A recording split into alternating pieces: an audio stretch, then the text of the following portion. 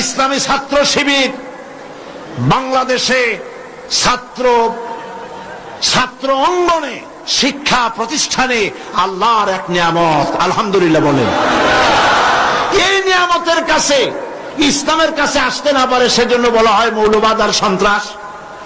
শিবিরের কাছে যাতে আসতে না পারে সেই জন্য বলা হয় এরা হাত কাটে আর রক কাটে।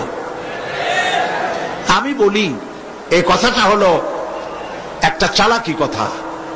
হাত কাটা গলা কাটা এইটা সহজ না পেটের মধ্যে ছুরি মারা বা গুলি করে মারা সহজ? কোনটা সহজ? তো হাত কাটা আর গলা কাটা গুলি বলে কেন? হাত কাটতে কাটা কত বড় মুসিবত, তারে 4-5 জনের ঠেসে ধরা লাগবে।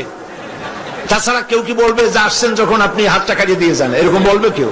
4-5 জনের ঠেসা ধরবে, মুখের মধ্যে গামছা ভরবে, তারপরে হাত কাটবে বা রক কাটবে, পায়ের রক হাতের রক এভাবে কাটবে। এত ঝুঁকি নিতে যাবে কেন? ছুরিটা, যে ছুরিটা দিয়ে হাতটা কাটবে ওই ছুরিটা পেটের মধ্যে মুখের মধ্যে ঢুকাই দিলেই তো সারলো। এটা বলে কেন?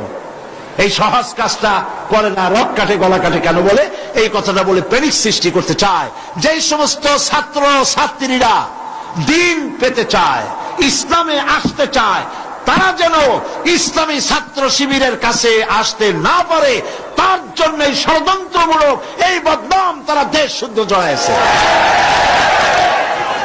কিছুই করতে পারবে না ইনশাআল্লাহ। এগুলি করে কিছু করতে পারবে না। 119 জন শিবিরের নেতা কর্মী শাহাদাতের নজরানা আল্লাহর দরবারে পেশ করেছে। আমি আপনাদেরকে বলবো পরের মুখে ঝাল না খাইয়া নিজের একটু চেষ্টা করেন। ওরা যেখানে থাকে শিবিরের ছেলেবেলেরা এরা মাঝে মধ্যে সভ্যেদারি করে, যাইয়া দেখবেন ঘরের পাশে গিয়া জানলার ফাঁক দিয়ে তাকাই দেখেন ওরা কি করে। এরা মাদ্রাসায় পড়ে নাই, কলেজে বিশ্ববিদ্যালয় পড়ে, হয়তো দাড়ি টাড়িও এ পর্যন্ত অনেকে রাখতে পারে নাই, কিন্তু যাইয়া দেখবেন বস্তা ছেঁড়া হইলেও বালাম চাউলে ভরা, উপরে রং কাঁচা থাকলেও ভিতরে পাকা আম।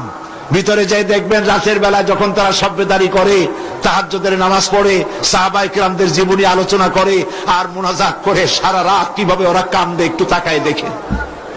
এই চোখের পানি তারা আল্লাহর জন্য দেয়, দিন প্রতিষ্ঠার জন্য কাজ করে। সুতরাং এদের সাথে শত্রুতা না করে এই কাজগুলি, সন্তান যদি ভালো বানাতে চান শিক্ষাঙ্গনে সন্ত্রাসী কারা সেদিকে তাকায় দেখেন, আর সন্ত্রাস কম করে কারা তাদেরকে দেখেন, সন্ত্রাস করে না কারা তাদেরকে দেখেন। এই জন্য সন্তান যদি ভালো বানাতে চান ছেলেদেরকে তাহলে এই লাইনে দেন, মেয়েদেরকে যদি ভালো বানাতে চান এই পরিবেশে ছাত্রী সংস্থার সাথে দিয়ে দেন।